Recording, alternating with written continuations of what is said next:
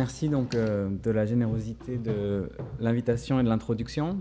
Mon propos va s'articuler assez bien avec celui de Monsieur Lambert, qui vient de me précéder, puisqu'il va en prendre à peu près le contre-pied. Voilà. Donc je ne sais pas si c'est fait exprès, mais voilà.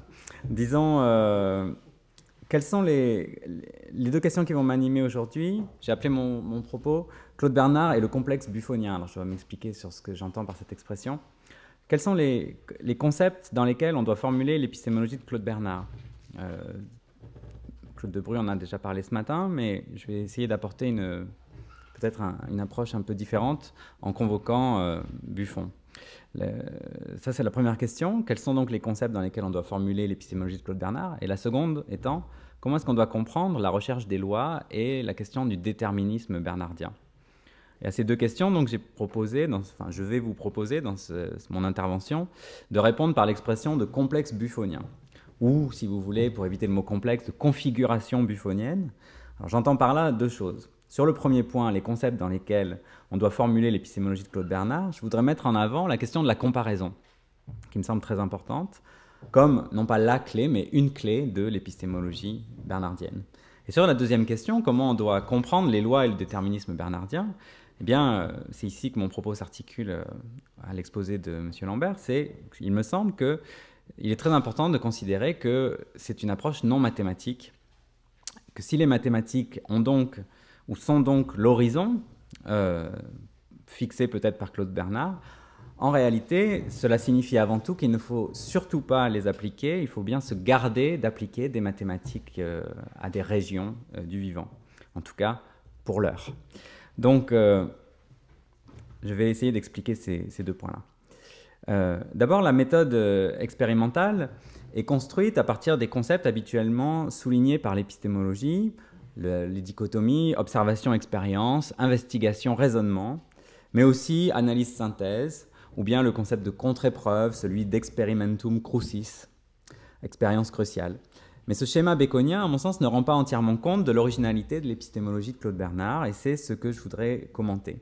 Il ne s'agit pas pour moi de reconduire Claude Bernard de Bacon à Buffon, mais disons d'arracher Claude Bernard à Bacon en usant de l'outil Buffon comme d'un levier. Alors, je vais pour cela repartir du premier chapitre de l'introduction à l'étude de la médecine expérimentale, qui analyse le dépassement de l'observation, le remplacement de l'empirisme par l'expérimentalisme, disons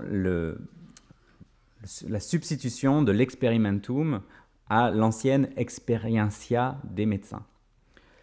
L'expérimentation donc plutôt que l'empirisme médical. L'homme, dit Claude Bernard, pense et veut connaître la signification des phénomènes dont l'observation lui a révélé l'existence. Et pour cela, il raisonne, c'est-à-dire il compare les faits, il les interroge, et par les réponses qu'il en tire, il les contrôle les uns par les autres. Ce contrôle, donc, c'est l'expérience, et on peut, à partir de ces phrases, construire un tableau peut-être qui opposerait observation et expérience terme à terme. L'observation s'oppose à l'expérience comme le voir s'oppose au connaître, comme la révélation s'oppose au contrôle, comme les phénomènes s'opposent aux questions, comme les faits s'opposent aux comparaisons, comme l'existence s'oppose à la signification. L'expérience instruit, l'expérience fait connaître et est donc liée au raisonnement, alors que l'observation montre. Elle fait voir et elle se borne à cela. En réalité, il y a deux manières traditionnelles d'opposer ou de comprendre la dichotomie observation-expérience. La première, que Claude Bernard trouve chez Cuvier et chez un élève de Haller qui s'appelle George Zimmermann, elle consiste à opposer observation et expérience comme d'une part le constat passif et d'autre part le constat actif. D'une part l'observation des phénomènes spontanés, d'autre part l'observation des phénomènes artificiels ou provoqués. Mais la deuxième manière de comprendre l'opposition de l'observation et de l'expérience, Claude Bernard la renvoie à Galien, et il s'agit cette fois d'opposer l'observation comme constat de ce qui est normal et régulier, et l'expérience comme constat de variation ou de trouble intentionnel. Donc je vais voir comment Claude Bernard retravaille ces deux manières de comprendre l'opposition entre observation et expérience.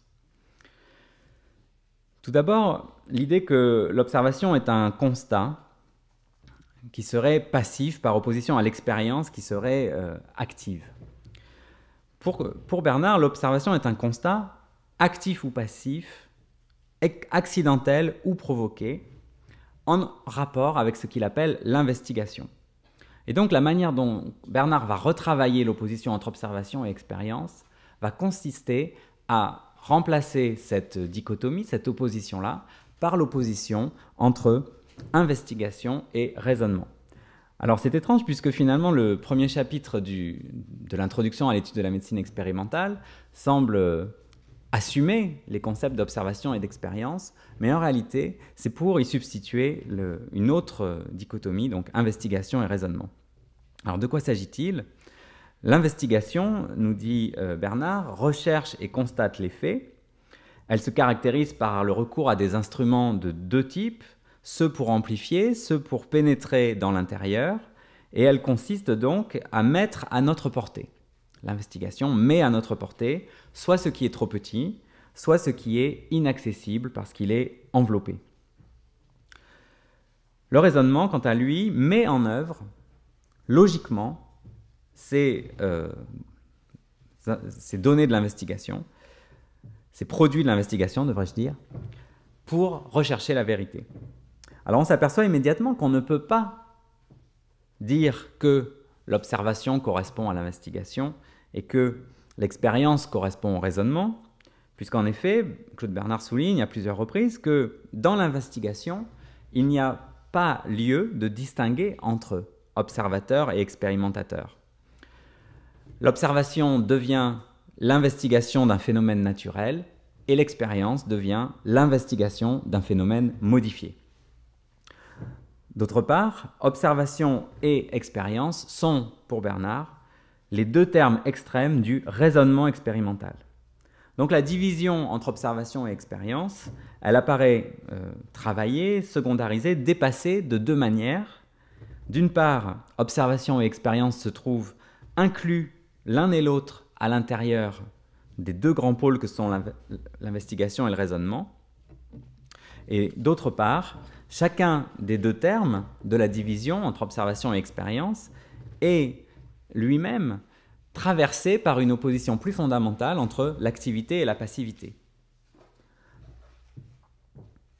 Pour Bernard, il y a dans l'observation comme dans l'expérience une division actif-passif. Comment interpréter ce refus de la division observation-expérience ? Joseph Schiller, dans un livre qu'il a consacré à la méthode de Claude Bernard, a dit que c'était lié à la volonté de conserver l'unité de la médecine et d'éviter la scission entre une médecine expérimentale d'une part et d'autre part une médecine d'observation. C'est un point important, mais il me semble que cette lecture ne prend pas entièrement en compte le fait que le couple observation-expérience chez Bernard est redoublé du couple investigation-raisonnement et qu'il est donc recouvert par cette autre division plus générale. La deuxième manière d'opposer l'observation et l'expérience, c'est d'opposer l'observation comme le constat de ce qui est normal et régulier à l'expérience qui serait une variation ou un trouble apporté intentionnellement. Pour Bernard, cette définition de l'expérience comme variation ou trouble intentionnel souligne la dimension active de l'expérience. Or, c'est précisément ce contre quoi Claude Bernard en a. Claude Bernard en veut à la dimension active et préméditée. Il souligne sans cesse qu'un accident ferait aussi bien l'affaire quand il s'agit de nous apporter des faits. Et ici, on peut penser, je vais revenir sur le cas de Magendie un peu plus tard, mais on peut penser que c'était déjà quelque chose qu'on trouvait dans les leçons sur le choléra morbus de Magendie, quand Magendie écrivait « Tandis que les faits de pathologie que je vais présenter sont pour ainsi dire des expériences faites à dessein pour montrer le mécanisme des différentes fonctions, il y a tel phénomène du choléra, par exemple, qui est la même chose que les expériences que j'ai faites il y a 15 ans pour montrer l'influence du cœur sur le cours du sang dans le système veineux. Si à cette époque, écrivait Magendie, j'avais connu le choléra, je me serais dispensé de les tenter, car elles s'y trouvent toutes faites. » Donc, ce qui est très intéressant ici chez Magendie et qui, à mon sens, va influencer très fortement Bernard, c'est l'idée que la maladie peut valoir comme un dispositif expérimental, que l'observation d'un cas, d'un organisme pathologique peut valoir précisément comme un dispositif expérimental. Donc ici, le refus de caractériser le couple observation-expérience par l'opposition entre la passivité de l'observation et l'activité de l'expérience, par l'opposition du constat et du provoqué, c'est refuser de faire de l'activité le signe de l'expérience. Il peut y avoir donc des expériences passives en quelque sorte. Symétriquement, Bernard substitue la catégorie d'investigation à celle d'observation. C'est que le lexique de l'observation, c'est toujours celui du constat. Quand on parle d'observer, on s'en tient toujours à l'idée de constater. Et ce que veut Bernard, ce n'est pas saper finalement la distinction entre observation et expérience, c'est refuser de plaquer sur cette opposition la distinction entre activité et passivité. En parlant d'investigation plutôt que d'observation, il essaye d'arracher l'observation à la passivité et de faire la place à l'activité au sein de l'observation. La médecine expérimentale donc, ne se bornera pas à constater, elle fera des expériences et elle fera des observations. Donc à chaque fois, tout fait finalement est rendu au verbe faire, les faits sont faits, pour reprendre une formule classique. La méthode expérimentale est tout entière dans cette idée des essais, des épreuves dans le but d'acquérir des faits. Avec donc ces deux volants, l'investigation, c'est-à-dire l'art d'obtenir des faits exacts, mais les faits donc ne sont pas constatés, ils sont obtenus, et qui va servir de pierre angulaire ou de base au raisonnement. Et le raisonnement qui fait ressortir la connaissance, c'est-à-dire qui va faire ressortir la loi des phénomènes. Chaque science a un genre d'investigation qui lui est propre, et en particulier, elle a un attirail d'instruments. Et cet attirail et son perfectionnement commandent le progrès. Et en particulier, on peut penser, encore une fois, à l'influence de Magendie sur Bernard et à l'usage des poisons pour procéder à des paralysies locales sans procéder à des ablations. Alors, l'enjeu de ces distinctions, il me semble que ce n'est pas tant de préserver l'unité de la médecine, comme le suggérait Schiller, mais au contraire de montrer que la médecine possède de véritables expériences, c'est-à-dire qu'elle peut être expérimentale.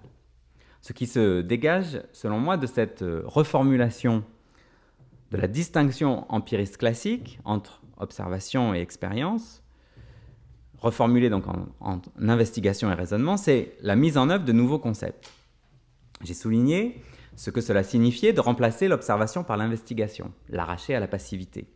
Mais pourquoi remplacer l'expérience par le raisonnement comme second pôle de la dichotomie bernardienne?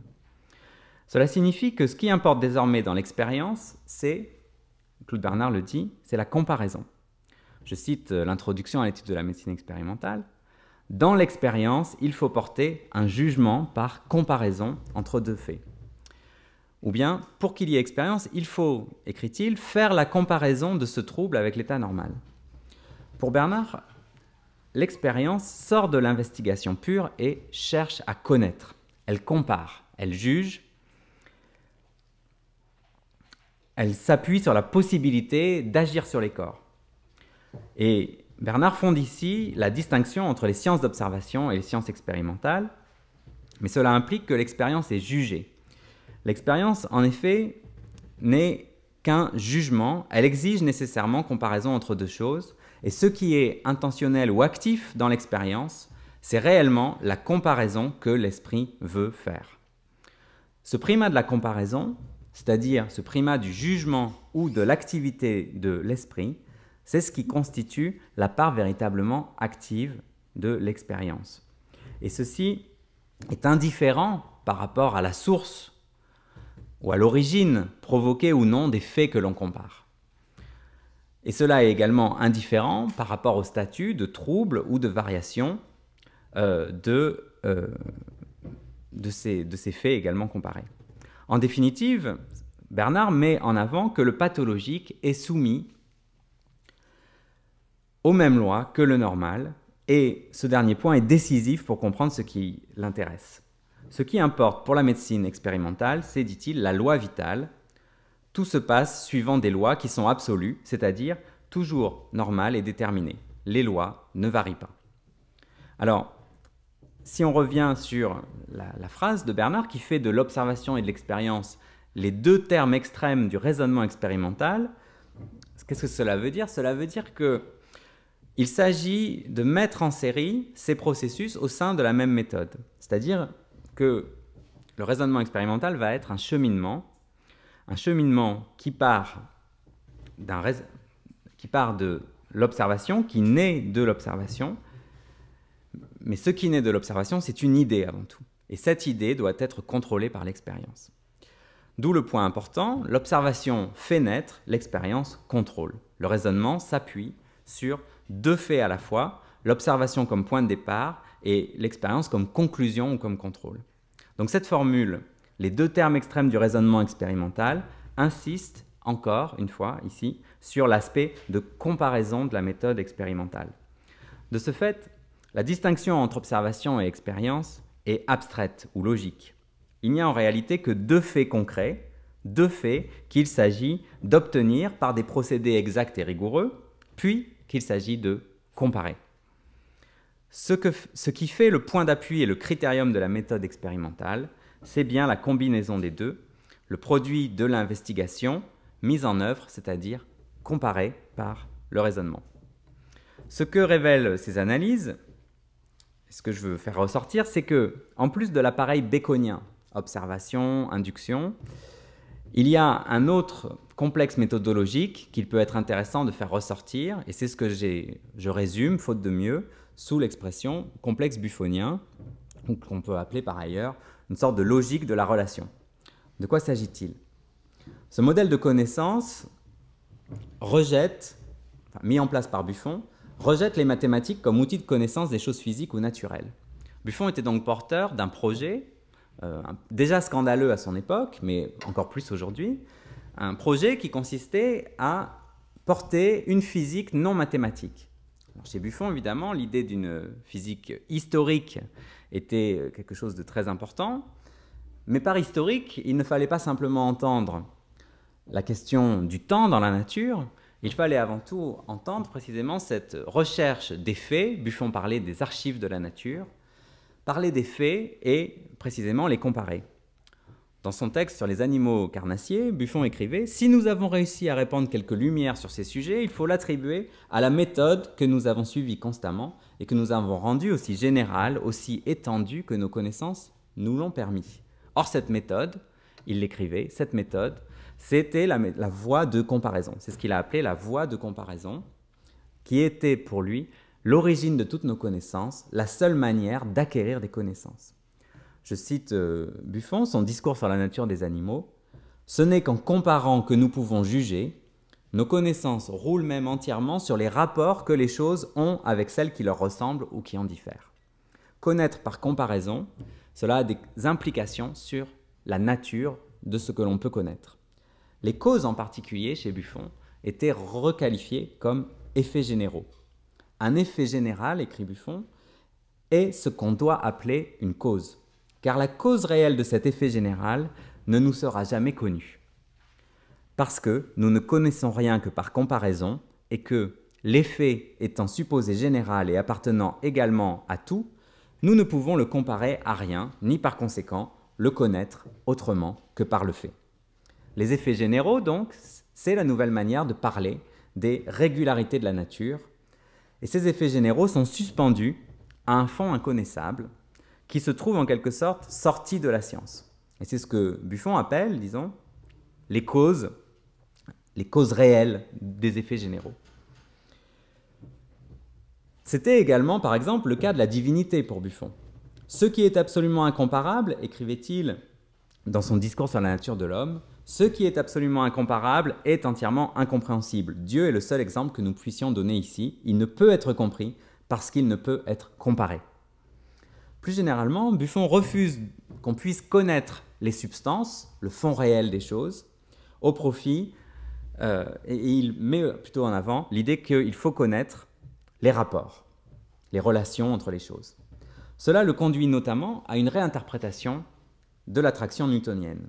Buffon, en cela, est finalement très fidèle à la lettre des textes de Newton. Newton selon lequel l'attraction désignait des rapports et non pas tant une force dont on connaîtrait la nature. Ce n'est finalement que chez certains disciples de Newton, notamment la préface que Roger Cotte écrit pour les Principia, que l'attraction va être en quelque sorte substantialisée. Mais pour Buffon, ne connaissant rien que par comparaison, nous n'aurons jamais d'idée de ce qui produit un effet général, parce que cet effet appartenant à tout, on ne peut dès lors le comparer à rien. Demander quelle est la cause de la force attractive, c'est exiger qu'on nous dise la raison pourquoi toute la matière s'attire. Or, ne nous suffit-il pas de savoir que réellement toute la matière s'attire, et n'est-il pas aisé de concevoir que cet effet étant général, nous n'avons nul moyen de le comparer, et par conséquent, nulle espérance d'en connaître jamais la cause ou la raison. Pour reformuler cela dans une autre terminologie, et encore une fois qui a été convoquée par l'exposé de M. Lambert, on peut dire que Buffon revient à l'inspiration fondamentale de l'épistémologie newtonienne et il rejette ce que Duhem appellera l'ambition explicative. C'est-à-dire que pour Buffon, la science physique, dans laquelle l'histoire naturelle est inclue, est une théorie représentative qui consiste, dont le seul objectif est de rechercher des régularités et des lois comprises comme rapports. Et cela conduit Buffon d'ailleurs à une véritable ambition théorique, ou dans la langue du XVIIIe siècle, à une réhabilitation de l'ambition systématique. Il faut formuler des hypothèses, et il ne faut pas s'en tenir à l'idée un peu plate d'un empirisme radical selon lequel il ne faudrait jamais ni comparaison ni système. Pour Buffon, je le répète, il est aisé de sentir que nous ne connaissons rien que par comparaison, que nous ne pouvons juger des choses et de leurs rapports qu'après avoir fait une ordonnance de ces mêmes rapports, c'est-à-dire un système. Le but de la comparaison est, in fine, de produire le système. Je résume donc ce complexe buffonien tel que je l'entends et que je viens de l'exposer. Nous ne connaissons que par comparaison, c'est-à-dire nous ne connaissons jamais que des rapports réguliers, c'est-à-dire des lois, mais nous ignorerons toujours la cause ultime ou la substance des phénomènes, et surtout, les mathématiques sont impuissantes à rendre compte de ces régularités physiques. Buffon travaille pour une opposition très stricte entre le physique et le mathématique, dans lequel les mathématiques sont renvoyées à la description des phénomènes abstraits. Phénomènes abstraits, phénomènes dépourvus de matérialité, entre guillemets. Vous allez comprendre les guillemets dans un instant, puisque les deux exemples qu'il donne, les plus clairs de l'application possible des mathématiques, ce sont les notes de musique et les mouvements des planètes. Donc, pour lui, si les mathématiques s'appliquent au mouvement des planètes, c'est précisément parce qu'il y a une forme d'irréalité de ces mouvements impalpables auxquels nous n'avons pas accès. Au contraire, les matières physiques sont des matières toujours, j'allais dire polluées, impures, dans lesquelles la pureté des mathématiques est impossible à retrouver. Alors, donc, description et prédiction des phénomènes, régularité, loi, plutôt qu'explication, c'est-à-dire plutôt que l'idée d'une science qui parviendrait à connaître le fond ultime des choses. Cela m'invite à faire un autre pas de côté et à revenir à la personnalité et au travail de celui qui fut le maître de Bernard, donc, et que j'ai déjà cité, son prédécesseur au Collège de France, François Magendie, auquel Masléac a récemment consacré un ouvrage. La physique, disait Magendie, avec Galilée, avec Descartes, avec Newton, n'a pas seulement fait une réforme de ses contenus, elle a profondément modifié son style de raisonnement et ses manières de travailler. Et Magendie en appelait à une réforme aussi radicale dans la recherche médicale. Pourquoi je cite Magendie ici ? C'est que si on l'observe au travail, et je reviens ici sur les leçons sur le choléra morbus, telles qu'elles ont été publiées en 1832, Magendie met en avant un dispositif empiriste qui également se refuse à connaître la réalité ultime des choses. Magendie met en avant un éloge des ouvrages anglais qui, sur le cas du choléra, se bornent à décrire les lieux où des cas de choléra sont apparus et qui ne se risquent point dans des explications et qui ne font surtout aucune hypothèse sur la nature de l'épidémie. Magendie écrivait « Ce serait mal employer son temps que de s'attacher à montrer le vide et le néant de toutes ces créations d'imagination actives et crédules. » Par là, il désignait les tentatives de ses contemporains précisément pour expliquer les causes du choléra. Choléra attribué à des altérations de l'air atmosphérique, à des animalcules cholérifères, à des moffettes, c'est-à-dire des gaz inconnus et mortels qui s'élanceraient de la Terre, ou bien à l'influence du fluide électrique ou à des miasmes transportés par les vents ou par les nuages d'un lieu à l'autre. Pour Magendie, ce qui était important, c'était de discuter tous les faits, et ce que révélaient les faits, c'était deux ordres de phénomènes. D'une part, la cause de l'épidémie n'est pas une cause transportée ou importée, écrivait-il, c'est une cause générale qui agit sur la population entière. Donc on voit qu'il en a contre les explications contagionnistes. Et le deuxième fait qu'il faut prendre en compte concernant le choléra, disait-il, c'est qu'on ne rencontre pas partout une seule et même forme de maladie, c'est-à-dire il y a des degrés de choléra. Il faut donc séparer ce qui relève du fait et ce qui relève de l'hypothèse et refuser de s'engager dans la recherche des causes du choléra. Et il me semble qu'ici, il est très intéressant de voir que cette recherche des causes est disqualifiée parce que conduisant précisément à des tentatives d'explication qui sont toujours vaines, sujettes à être réfutées. L'explication, en quelque sorte, rassure, conforte l'esprit, mais elle conduit à l'imagination, elle conduit à une imagination, disons, néfaste,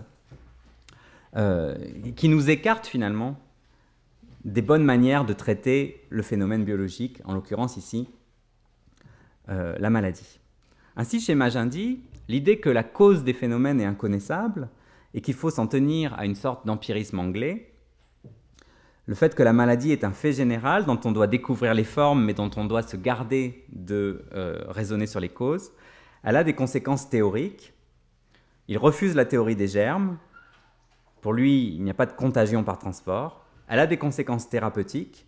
Un bon diagnostic doit permettre de trouver le remède adéquat. Et elle a aussi des conséquences politiques puisqu'il s'agit de supprimer les quarantaines et les lazarets. Et évidemment, ici, on peut penser que Magendie va trop loin dans son refus des causes en poussant le refus des causes jusqu'à un refus du modèle contagionniste. Mais ce qui est intéressant ici, c'est cette idée qu'on ne doit pas se hâter de généraliser et de prétendre atteindre la réalité ultime des phénomènes dont on décrit les régularités. On peut parler de généralité, on peut parler de la régularité des faits sans avoir à trancher sur l'existence de causes.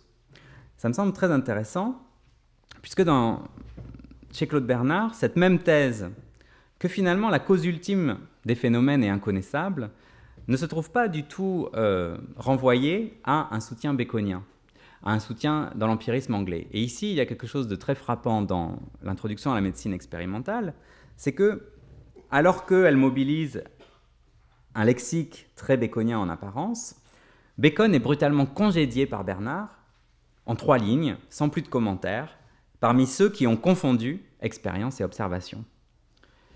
Bien sûr, on peut faire une interprétation politique de ce rejet de Bacon, soutenir que la lutte contre Bacon revient à brûler l'étendard des Anglais, mais quoi qu'il en soit, il faut bien garder ce refus de Bacon en tête pour comprendre ce qui distingue spécifiquement le schéma bernardien. Pour Bernard, il y a derrière la critique de Bacon le rejet de l'idée selon laquelle la médecine expérimentale serait le domaine des hommes d'expérience. Les hommes d'expérience qui ont accumulé passivement un savoir avant d'en tirer d'habiles inductions ou d'habiles généralisations. La théorie ne naîtra jamais seule. Il faut intervenir. Et la question vient d'abord, l'expérience et préméditation. Après seulement vient le constat, c'est-à-dire l'observation. Et ici, le modèle pour Bernard, c'est François Huber, l'observateur des abeilles qui était aveugle. Comment peut-on observer en étant aveugle? C'est donc que il ne faut pas confondre l'invention de l'expérience avec la constatation des résultats, et que dans le schéma bernardien, les faits sont le matériau, mais ce qui est le primum movens, le moteur de la science, c'est l'idée. Cela ne veut pas dire que l'idée doit être a priori. Certes, on interprète toujours les phénomènes par anticipation, et l'idée préconçue est la tendance la plus naturelle de l'esprit dans l'investigation.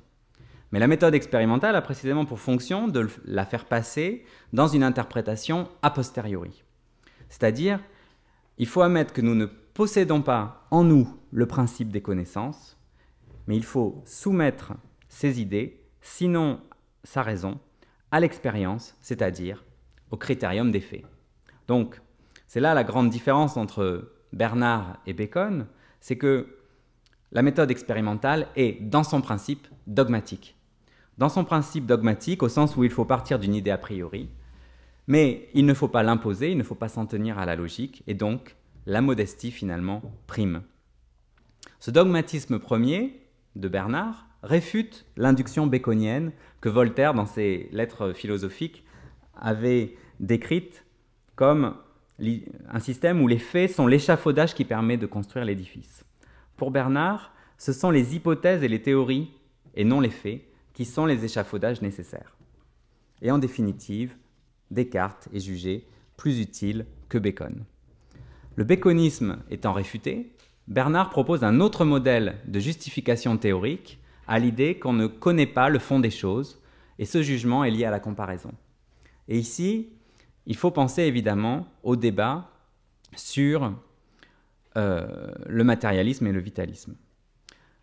Chez Magendie, comme chez Claude Bernard, l'ignorance des causes a pour fonction de congédier de faux systèmes. Chez Magendie, peut-être à tort, il s'agit de réfuter les thèses contagionnistes et le système des germes et des maux faits. Chez Claude Bernard, il s'agit de refuser le vitalisme et le matérialisme, ou de les renvoyer dos à dos comme des systèmes qui prétendent justement connaître le fond des choses. À propos de la force vitale, Bernard fait justement référence au chimiste Sainte-Claire de Ville, Henri-Étienne Sainte-Claire de Ville, et à ses leçons sur la dissociation professées devant la Société chimique en 1864. Sainte-Claire de Ville, de la même manière, considérait que la considération des causes premières nous amène, en général, à commettre des véritables pétitions de principe. Et c'est précisément ce qu'il faut éviter.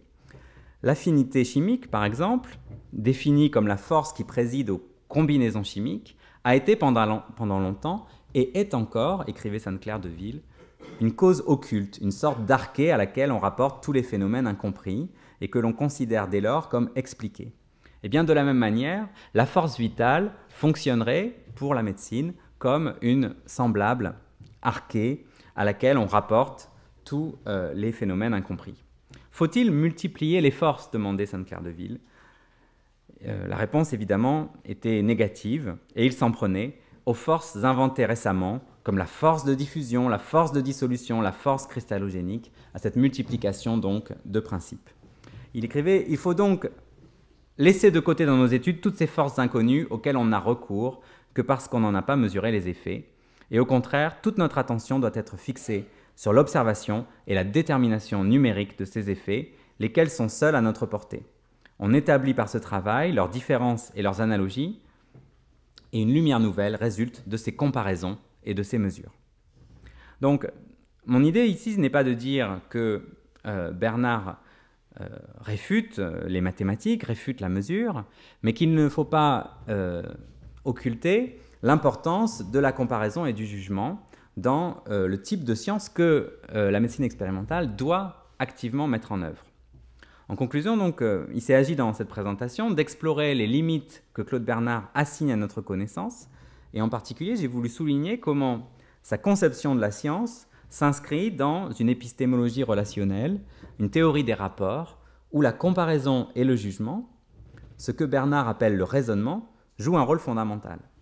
C'est pourquoi j'ai parlé de complexe buffonien, pour résumer cette configuration épistémique qui se maintient dans l'ignorance de la cause ultime des phénomènes et où les causes ou les lois sont reformulées comme des effets généraux, comme des régularités, avec une possible indifférence au soutien ultime des phénomènes mis en cause.